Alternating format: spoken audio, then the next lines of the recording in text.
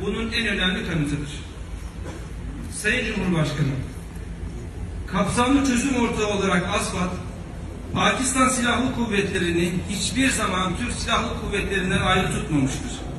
Nitekim Pakistan Milgen projesinin yanı sıra Pakistanlı kardeşlerimizle fonksiyonel dizayn and of course the officer from my naval team is very. Buradaki deniz kuvvetleri ofiserimizin de çok büyük katkıları oldu. Thank you. He's a very good officer. Çok iyi bir askerdir kendisi. Deniz kuvvetleri. Şimdi ayrılacağız. Ama emrederseniz şeref duyarız Sayın Cumhurbaşkanı. Bizle birlikte olsanız açacağız. İşte biz beraber heyetler arası toplantılarımız var. Onun için Bahattin Köşkü'ne gidiyoruz. Minister of Defense Production.